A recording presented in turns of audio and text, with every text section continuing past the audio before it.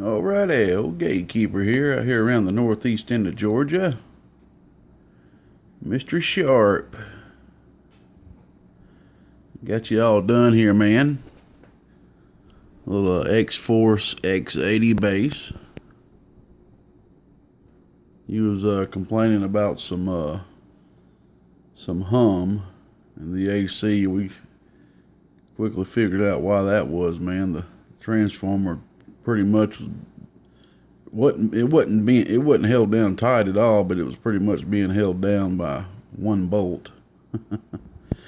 And Mr. 073 stepped up to the plate and got this repair done for you, man.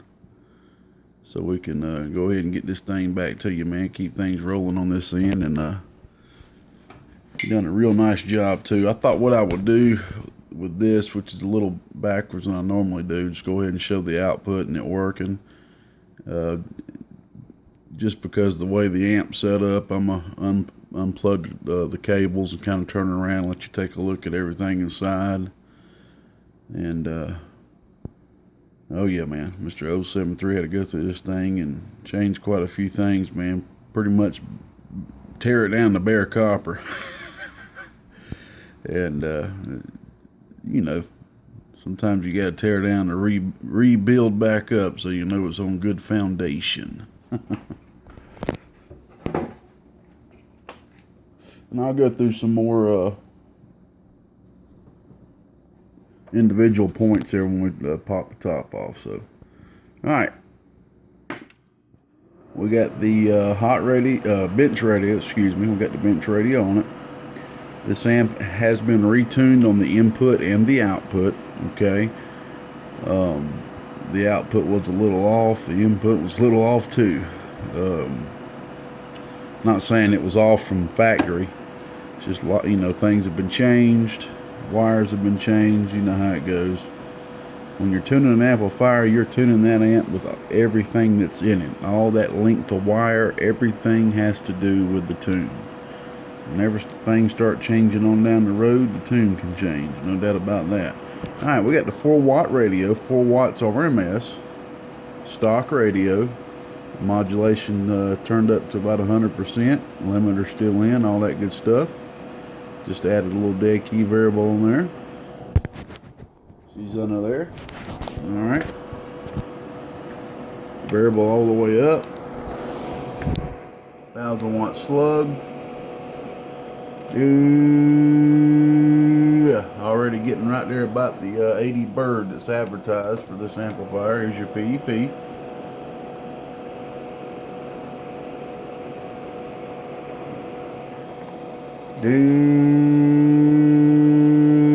Yeah, right there about 280.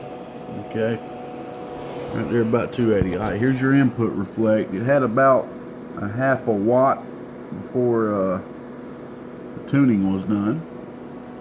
Oh yeah, don't even move, man. Oh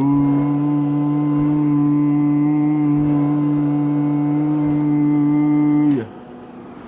All right, man, we're gonna unhook it. Just hook up the hot radio real quick, just so you can see just a small increase of drive, so you can see how it interacts. And by the way, this is a 1-watt dead key coming out of the radio. That's on PEP. It's jumping around because of that fan. Put back on the RMS. Good low dead key. Okay.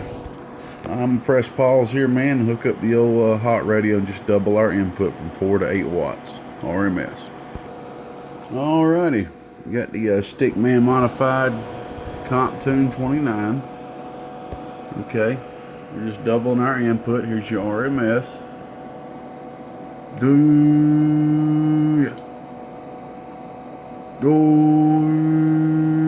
Right there about 110, 120. Let's not see much of an increase on peak. Let's see. Right there about 300 watts PEP. So she's working good.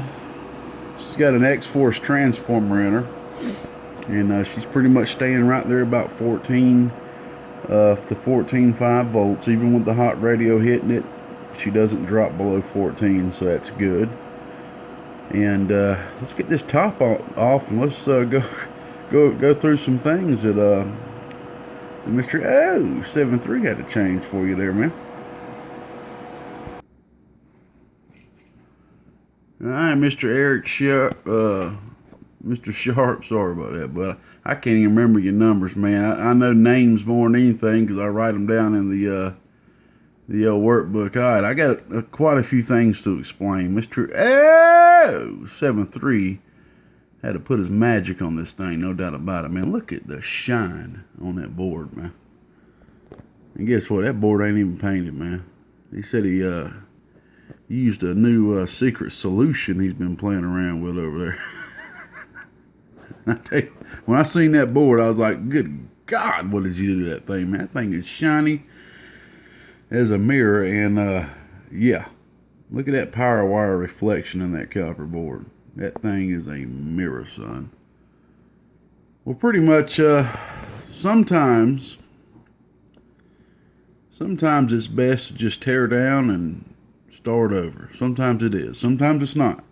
You know, don't get me wrong. Sometimes it's not. Mr. 073 felt like it was good enough to do. Plus, Mr. Sharpe, you own quite a few Gatekeeper amps over there, man.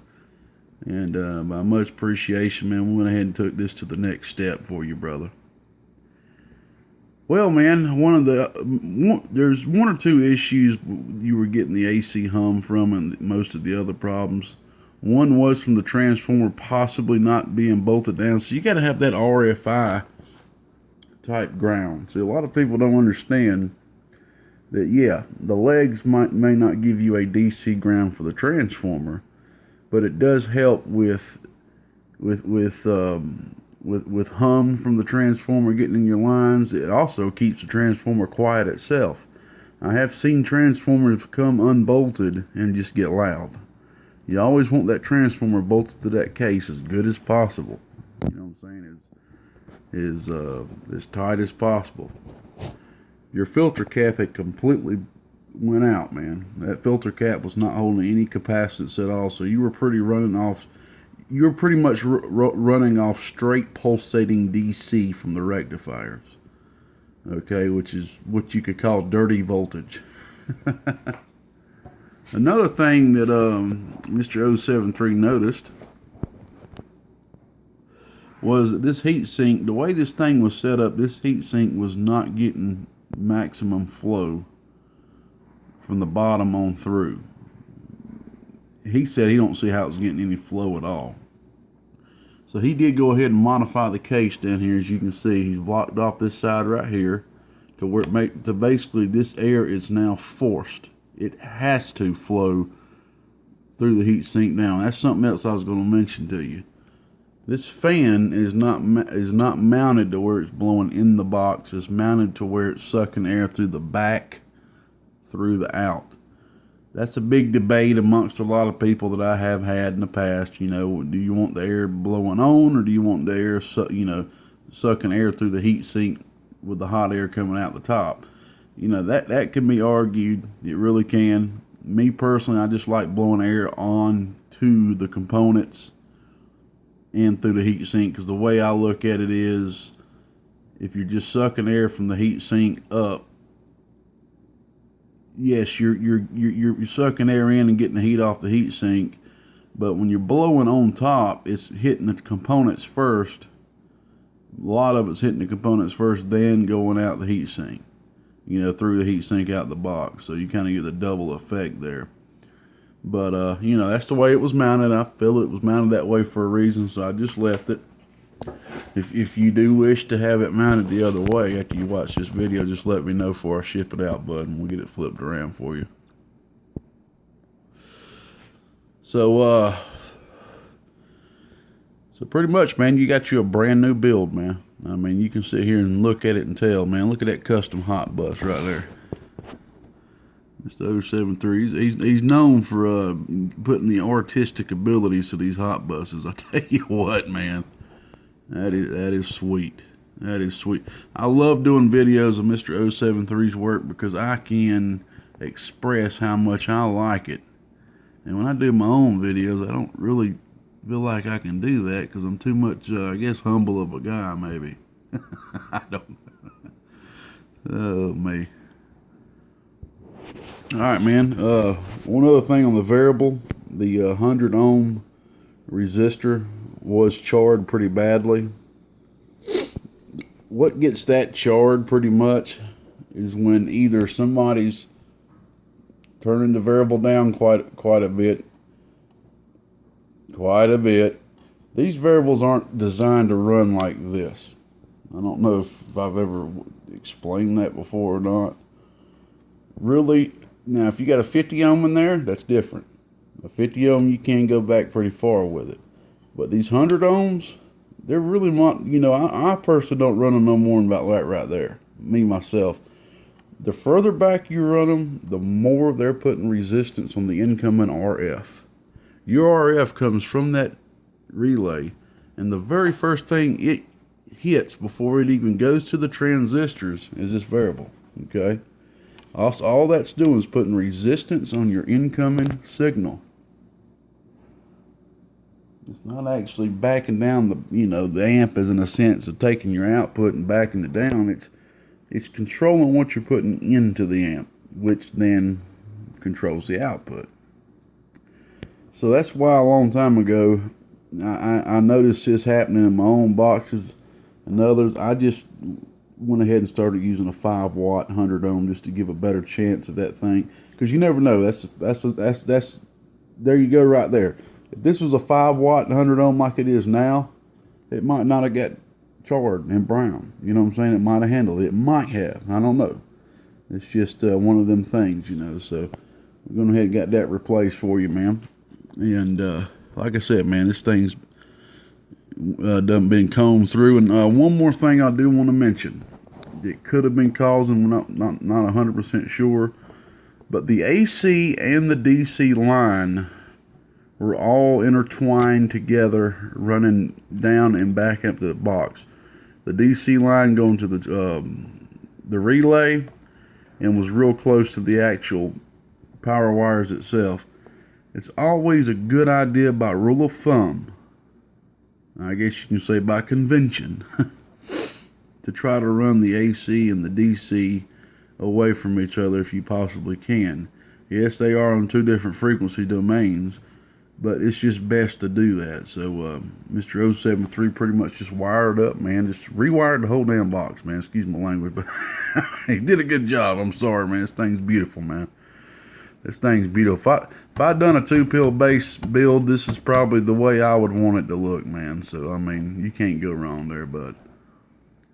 So he reran the AC wires and the DC wires going to the relay and coming off the cap, of course, over to the hot bus. The custom hot bus now. Woo!